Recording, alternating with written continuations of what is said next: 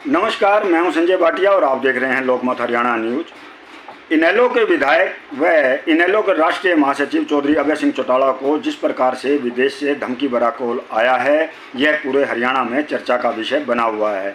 वहीं चौधरी अभय सिंह चौटाला के भतीजे व इनसो के राष्ट्रीय अध्यक्ष दिग्विजय सिंह चौटाला ने कल जिस प्रकार से व्यंग्यात्मक लहजे में एक बयान दिया था कि धमकाने वालों को भी धमकियां मिल रही हैं, यह हैरानी की बात है। पर आज इनेलो के राष्ट्रीय प्रवक्ता व बादली के पूर्व विधायक नरेश शर्मा ने दिग्विजय सिंह चौटाला की इस बयान पर कड़ी आपत्ति जाहिर करते हुए कहा कि जेजेपी के नेता इनेलो की हरियाणा में बढ़ते हुए ग्राफ को देखकर बौखला गए हैं। उन्होंने कहा कि धमकी किसी को भी आ सकती है, लेकिन अभय सिंह चौटाला किसी धमकी से डरने वाले नहीं हैं। आइए सुनते हैं नरेश शर्मा ने इसके अलावा और क्या कहा। प्रश्न है कि कल इनसो के जो राष्ट्रीय अध्यक्ष हैं दिग्विजय सिंह चौटाला, वो झज्जर आए थे। तो जब पत्रकारों से हमने पूछा दिग्विजय सिंह चौटाला से कि अभय सिंह चौटाला जी को विदेश से धमकी मिली है, तो उन्होंने व्यंग्यात्मक लहजे में जवाब दिया कि धमकाने वालों को भी धमकियां मिल रही हैं, ये हैरानी की बात है। इस पर आप क्या कहेंगे कि उन्होंने बड़े हल्के ढंग से लिया अभय सिंह चौटाला को धमकी मिलने पर? देखिए, जेजेपी की ये फितरत बन चुकी है।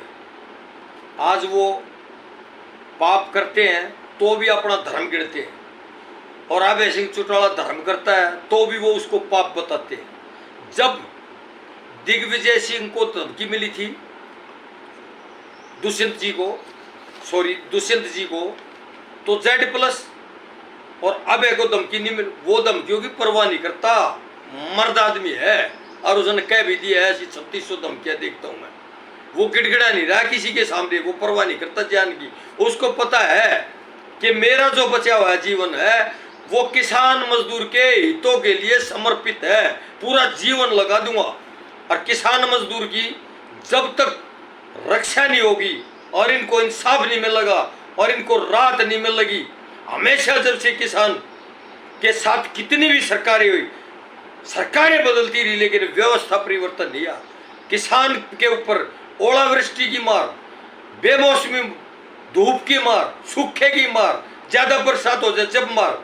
लेकिन आज संकल्पबद्ध है इनेलो पार्टी कि किसान मजदूर के हर हाल में साथ खड़े हैं, और इनके लिए कोई भी त्याग तपस्या और बलिदान किया तो अभय सिंह की पूरी सेना तैयार खड़ी है।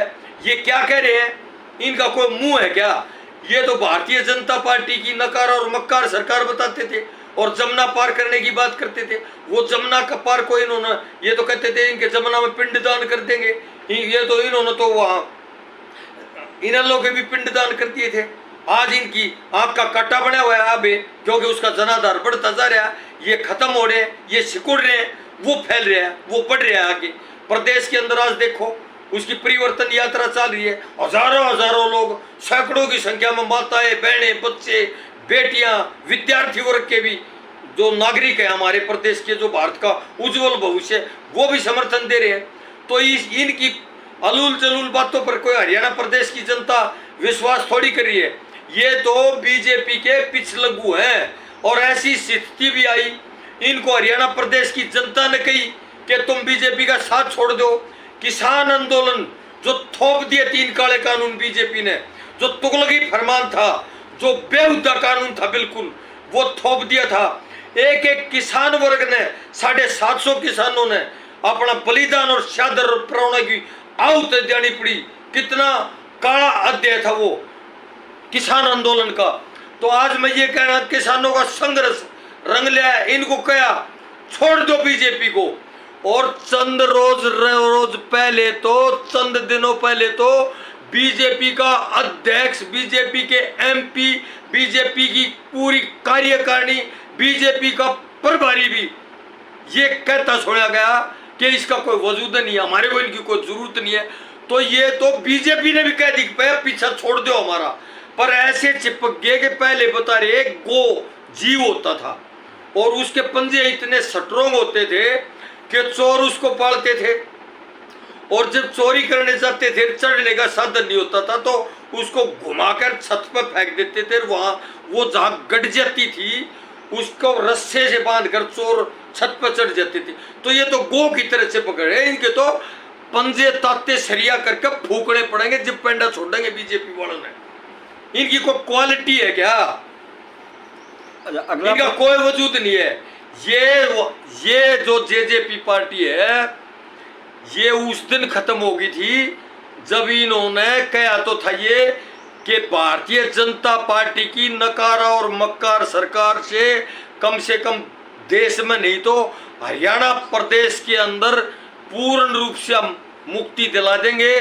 और इनको 10 सीट जनता जनार्दन ने सम्मानित मतदाता ने दिया इनको मैंडेट कि आप विपक्ष में मजबूती से हरियाणा प्रदेश के हितों की रक्षा करो, पक्ष रखो।